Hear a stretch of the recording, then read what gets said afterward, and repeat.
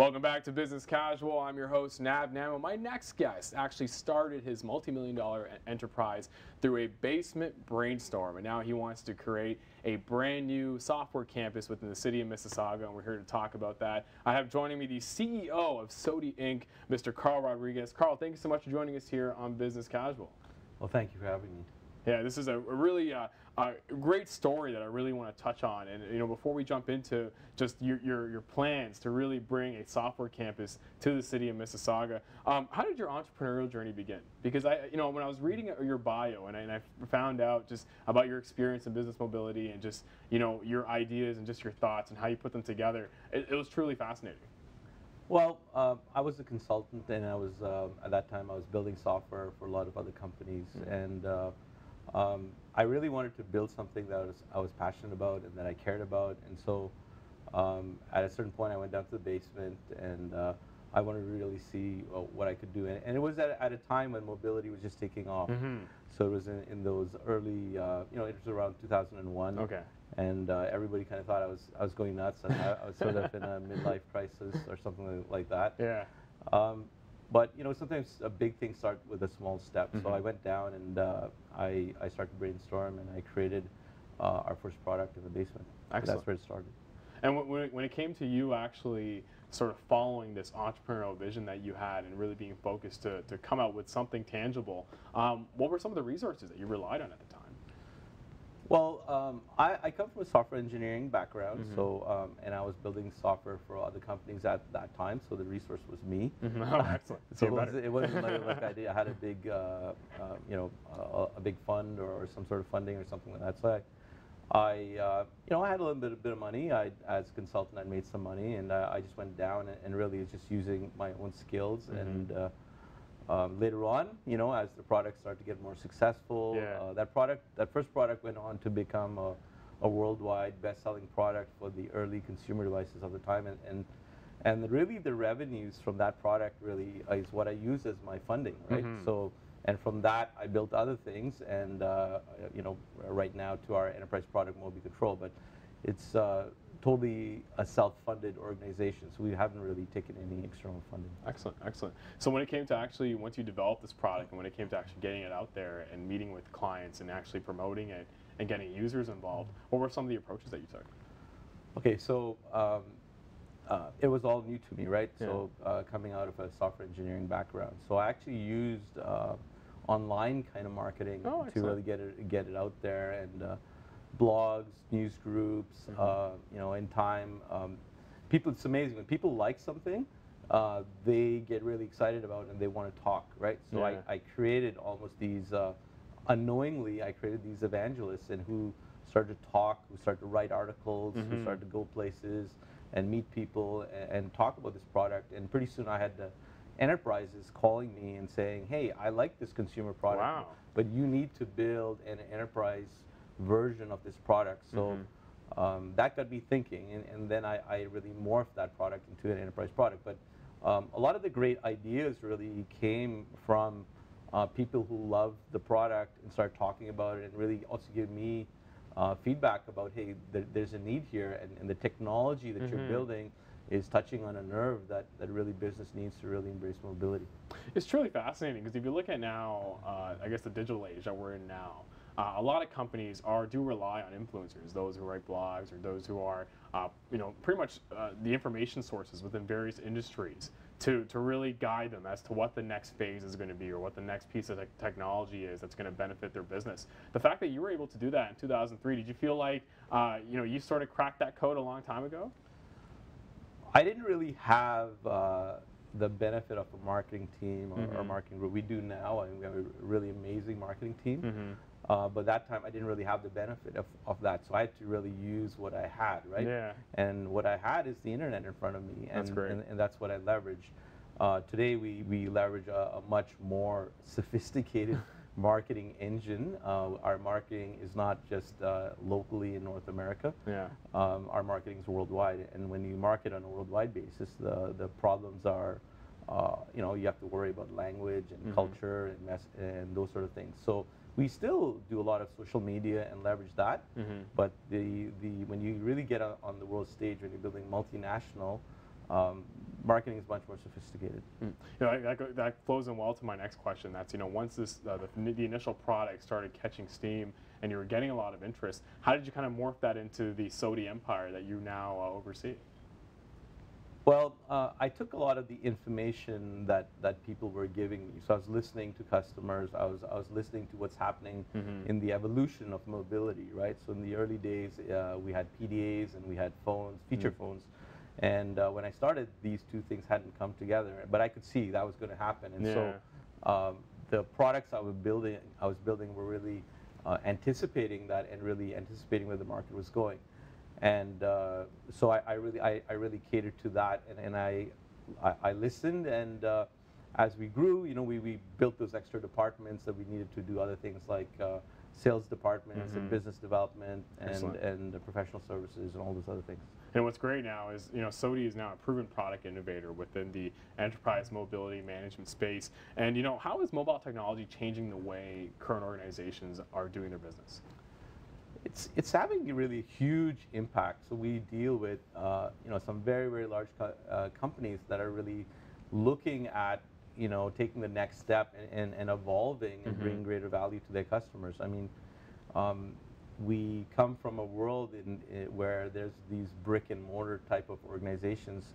But in the new world, there's going to be less brick and mortar, and they could be huge companies, but you know, maybe they don't really have these big office buildings, right? And people are working from everywhere around the world. So it's completely changing how people work. People are starting to work anywhere and everywhere, and companies are really looking at their business processes and trying to understand, how do I adapt to this new world order, right? And our technology fits right in, because our technology allows these businesses who are operating anytime and everywhere to really manage these people who are everywhere, because our technology allows you to connect to those devices and set security policies wherever they are. In the old days, you'd walk down the hall and there'd be the IT guy, and he'd come to your desk and fix it. Well, the guy whose device you need to fix is out there somewhere in the world. You know, he could be on the bullet train in Japan, going for a meeting, and his mobile device doesn't work and he can't do his job. So with our technology, you can fix it while the device is in his pocket, and he's getting to his meeting. So that's where we are technologically today. Do you have any case studies that you want to touch on, you know, that were very successful for SOTI when it comes to really implementing this technology to one's business? One of the companies we're most proud of working with is American Airlines. Okay. So, you know, these guys, I believe, today are the largest airline in the world. Oh, yes. And you know, they looked at their organization and they said, how do we adapt? And they've changed their business completely to leverage mobile technology. And we're involved in over 35 mobility projects that really keep that airline running smoothly, right? Everything from when you walk into the airport, you get your boarding pass scanned with a mobile device, so we make sure that device is working and running properly. When you finally, when you take your baggage and you drop your baggage off, there's another type of mobile device that's used to scan that tag to track your luggage around the world, right? And so that device has to work properly, because they want to know where your baggage is and they want to make sure it arrives at the proper destination. When the aircraft is being fixed, they call it the under the wing service, and they use these tablets where they look up all the schematics for these planes, right? And a plane is a very complicated instrument. There's all sorts of wiring and mechanical parts, and these mechanics need to be able to quickly pull up this information and get that flight onto that plane onto its next flight. When you get into the cockpit, when the pilot gets into the cockpit, he's using another kind of tablet that's got all his flight manuals, so if anything happens in flight, they can remedy and fix the problem. That device has to be pretty much up to date to the second before it takes off. Wow. Otherwise, you know, there could be massive fines. Exactly. When you buy something in duty free, right? In flight, the flight attendant is selling duty free. She's carrying another mobile device with a barcode scanner that's again managed by us. If you sit in business class, they give you another tablet with all your first cut movies.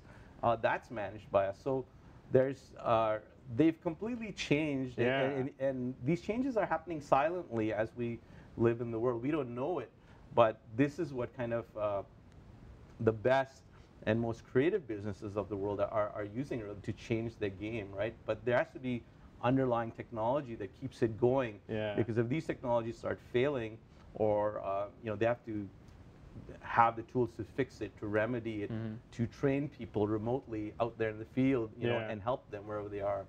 So that's a great case study for us. But we have many such great stories, really. It's truly fascinating because, as you were going through that example, I actually flew American Airlines. So actually, some of those things that you mentioned, I actually encountered. And one of the things I would say is, when you're thinking about a business, or when you think about mobile technology in general, you really have to consider what the user experience is like as well, and just every single touch point. And I think, every touch point that you just mentioned, it doesn't come to, a normal individual as to how a mobile service can influence just, a task such as, being able to read barcodes. Like, it's fascinating just how advanced mobile technology is becoming in the sense of just carrying so much information.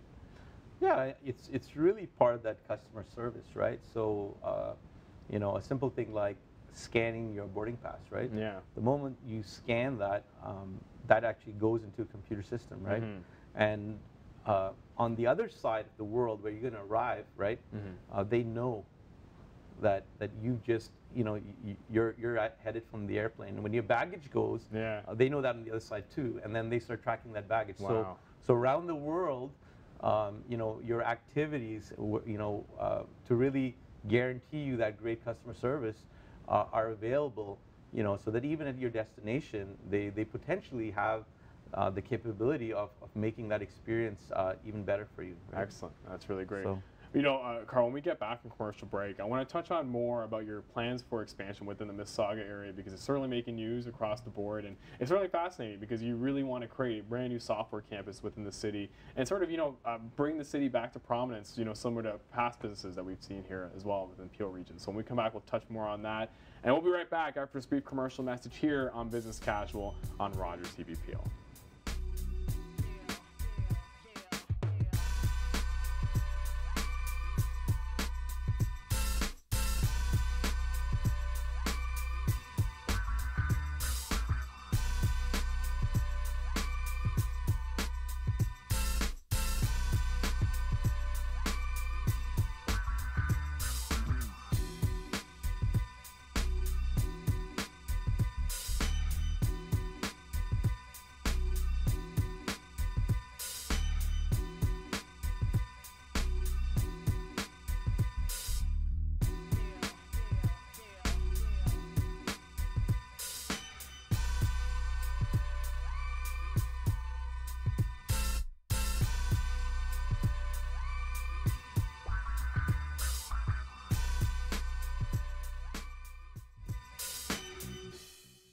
Welcome back to Business Casual. I'm your host, Nav Nanwa. Joining me right now for a discussion, I have the president of SOTI Inc., Mr. Carl Rodrigues. Carl, thank you so much for joining us here on Business Casual to talk about not only your entrepreneurial journey, which is very, very fascinating, but as well as some excellent future plans that you have currently put in place for your organization.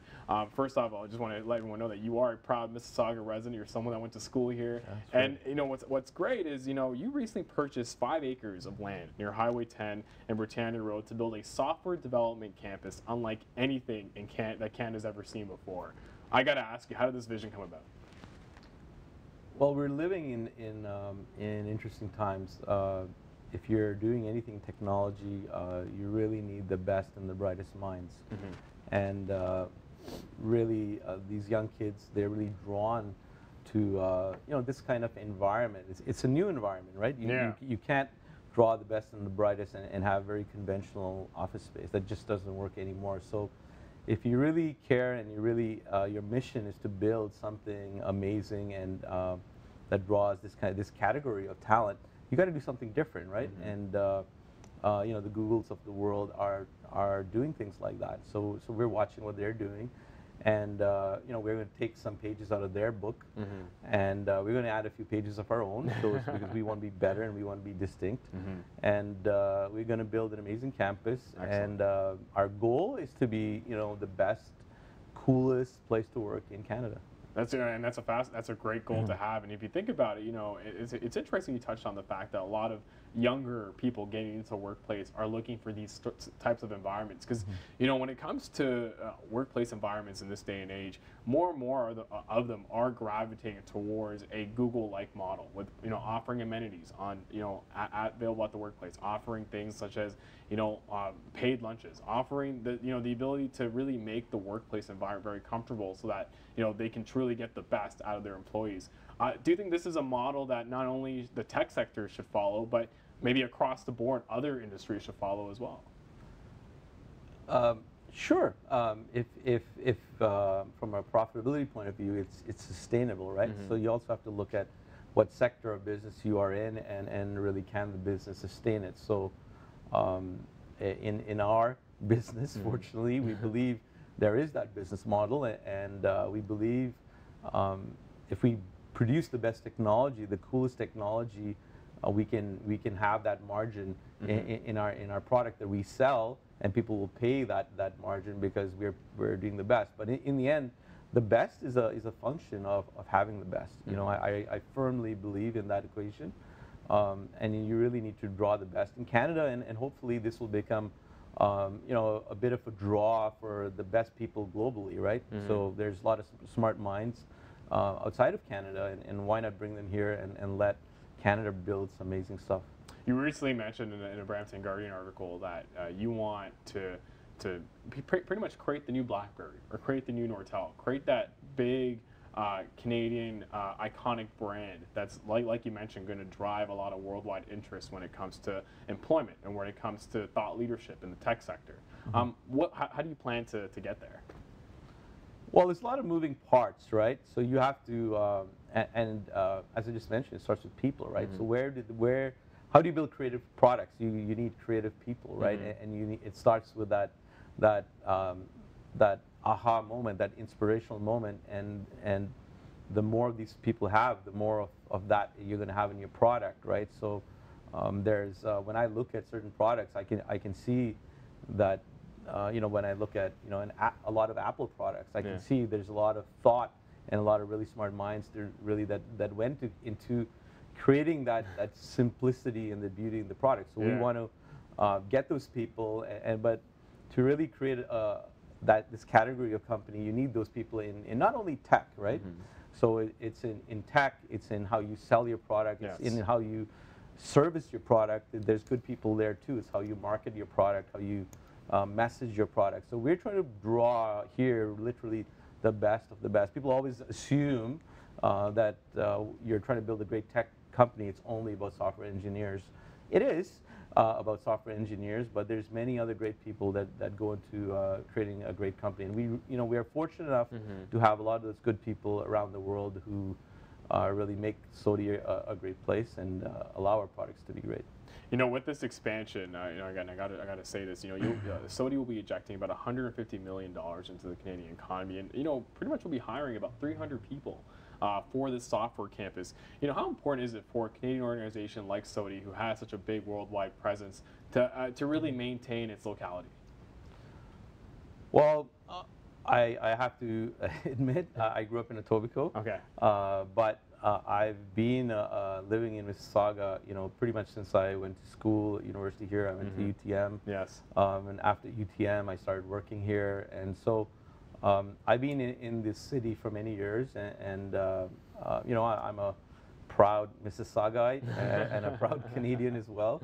But I live in Mississauga, and I want to build this place in Mississauga, and we've been here now for around 20 years, and a lot of our employees have moved from all parts of Canada to into that Mississauga area where we are, and literally we've also drawn people from around the world, right? So it's very important, given all these families and people have really come together in this place from literally around the world to really make a great product that I keep the locale there, and we think it's a great place to be, and really we've been getting a lot of support from the city as well. Excellent.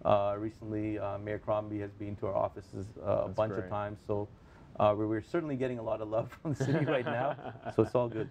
And you touched on a very interesting point because we've seen Mayor Bonnie Crombie make those trade mission trips, where she's gone to places like Japan, places like India to really promote what Mississauga has to offer from a job standpoint, even from a business standpoint.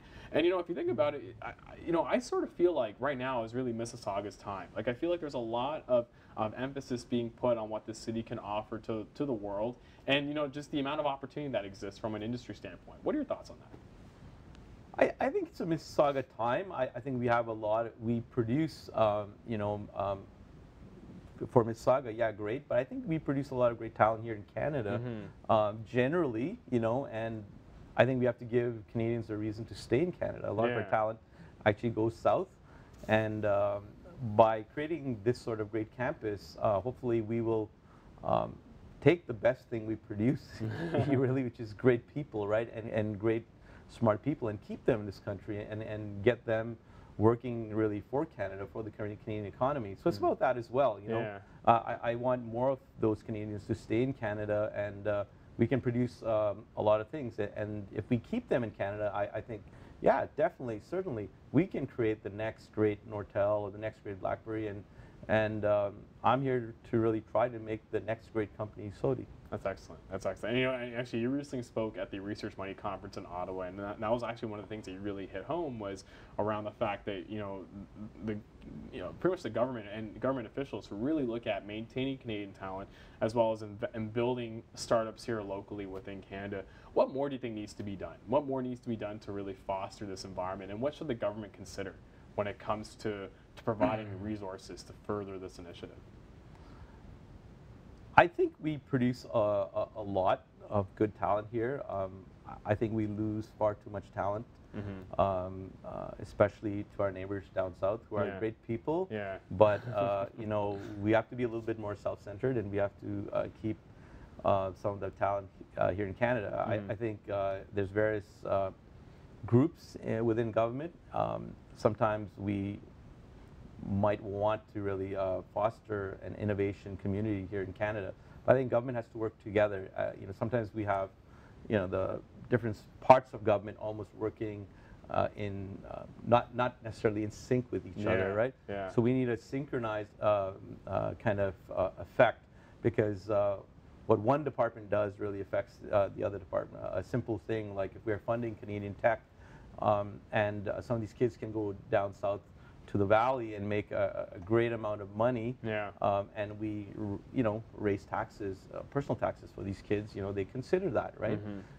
So we need different parts of government to work in a unified manner to realize that one part really affects the other part, right? And it's a complicated topic. There's everything from funding to marketing to helping companies grow to maybe doing simple things like helping these kids pay off their student loans if they work and stay in Canada. There's many little things we can do. I'm not here to complain about government.